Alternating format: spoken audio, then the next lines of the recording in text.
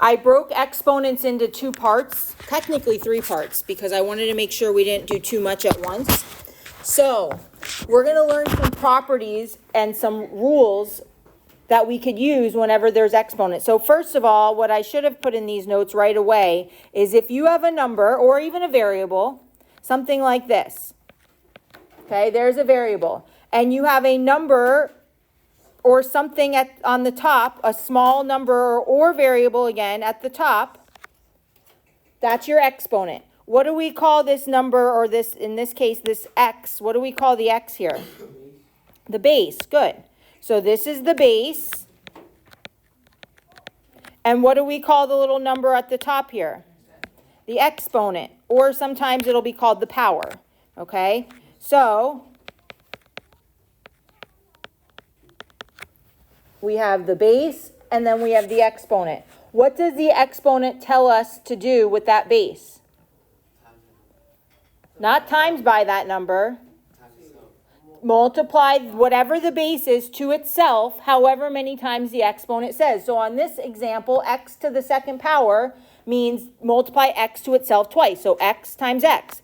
If I said something like 7 to the fourth power, that would mean 7 times 7 times 7 times 7. I take the base, I multiply it to itself that many times. Yes? Okay, go. All right. So today we're not going to really be worrying about what the final answer equals. We're going to be worrying about simplifying expressions using exponents. So if I said something like 4 to the sixth power times 4 to the third power, which is what it says right here. There's a property called the product of powers property that says if the bases are the same and you're multiplying, you're just going to keep the base and add the exponent. So if it says 4 to the sixth times 4 to the third, do we see how the bases are the same? They both have a base of what here? 3. No. They both, I'm looking at the one I highlighted. They both have a base of 4. Does it say multiply in between here? Yes, that dot means multiply. So this property says that if the bases are the same and it says multiply, you're going to keep the base. So since the base was 4, we're going to keep the 4. And then we're going to add the exponent. So 6 plus 3, which in this case is 9.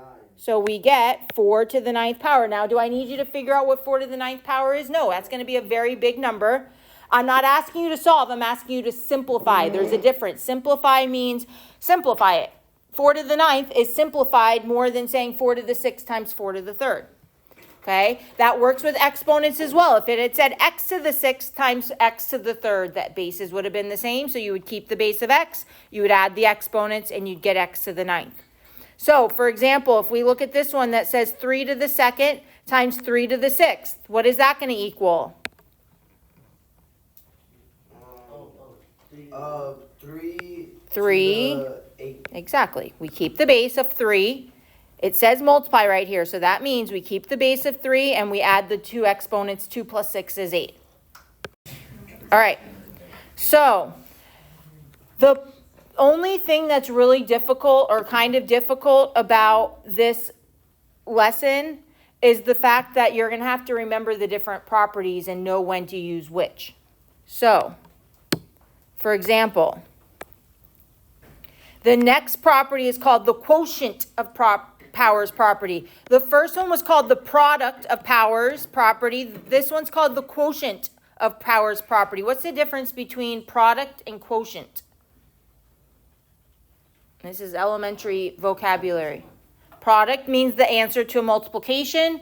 Quotient means the answer to division. So the quotient property or quotient of powers property says similarly that if the bases are the same and you're not multiplying them but you're dividing them, you're going to keep the base and subtract the exponents. So the fact that this has a fraction bar, do you see the fraction bar right here? Right? What does a fraction bar in math mean? Division. So this is saying 4 to the sixth divided by 4 to the third.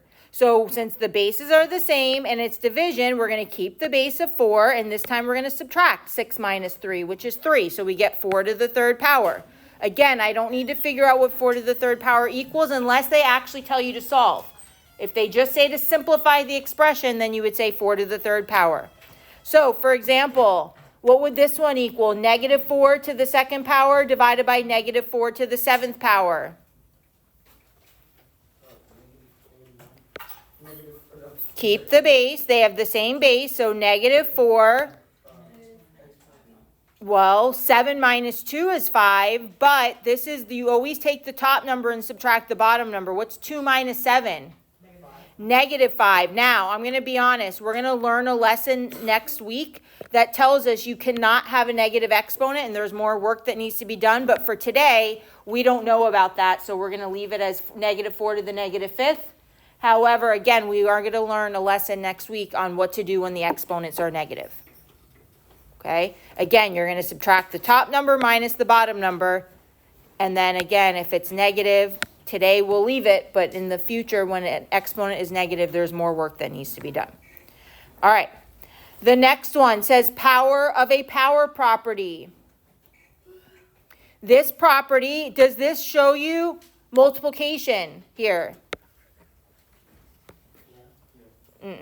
Remember the first one said something like 4 to the 6th times 4 to the 3rd? There was a multiply sign. That's not what this is saying, right? This is an exponent being raised to another exponent, right?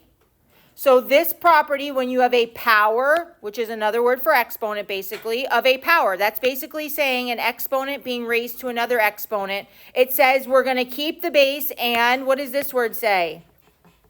Multiply the exponents. So we're not adding them, we're not subtracting them, we're multiplying them. So we're going to keep the base. So in this case, the base was still 4. But instead of subtracting 6 minus 3 or adding 6 minus 3, we're going to do, or 6 and 3, we're going to multiply 6 and 3. What is 6 times 3? So we get 4 to the 18th power. So for example, z to the 4th to the 3rd. What are we going to do? Definitely. Before we multiply, though, what do we keep? The base is the same. We're going to multiply 4 times 3, which is, so we get z to the 12th. Is that the same as if I said z to the 4th times z to the 3rd? What would z to the 4th times z to the 3rd equal? Z to the 7th, because there we would add those exponents, right? If I said z to the 4th over z to the 3rd, we would subtract 4 minus 3, which is 1. Do I need to put 1 as an exponent? No, z to the 1st is just z, right? All right. The last property we're going to learn today is called the zero exponent property. Now, this is a very easy property. Most students at first expect this to be something different. If I said 5 to the 0th power, what do we think 5 to the 0th power is going to equal? 0. That's what everybody thinks, and I expect you to think that, but that is not true. Anything raised to the 0th power is, what does that say? 1. I know it seems weird, but any number or exponent raised to the 0th power is equal to 1.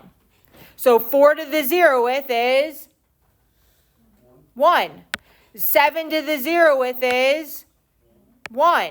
Negative 9 to the 0th is 1. Anything raised to the 0th power is equal to 1. Yes. Now, the only thing is you need to be careful. If I said something like 7x to the 0th power, what do you think that equals? 1x. Well, I just said anything raised to the 0th power is 1, so you might think 1, right? However, the only thing being raised to the 0th power, is the 7 being raised to the 0th power? No, the only thing being raised to the 0th power is x. So this whole thing equals, no, anything raised to the 0th power is 1. So x to the 0th power is 1, but isn't there a 7 in front? What do you do with those two that are, no, multiply. 7x to the 0th, doesn't that mean 7 times x to the 0th? So what is 7 times 1? So that whole thing would equal 7. So only what's being raised to the 0th power is equal to 1. Okay, let's do some practice here. All right, 10 to the 4th times 10 to the 6th. What are we going to do with those exponents? Add them, right? Because it says multiply. So keep the base and add 4 plus 6, which is 10. So it's 10 to the 10th power. Number 2. The bases are the same. What does it say here? What I put an arrow on? Multiply. So what do I do with those exponents? Add. So I keep the base and I add. Be careful. What is 9 plus a negative 9 equal? 0. What is x to the 0th equal? So this whole thing would equal 1.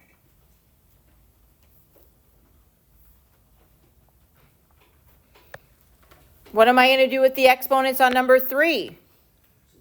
Subtract. Keep the base, which is a negative 5. Right? I'm going to put parentheses because that whole thing is negative 5. And what is 8 minus 4? So negative 5 to the 4th power.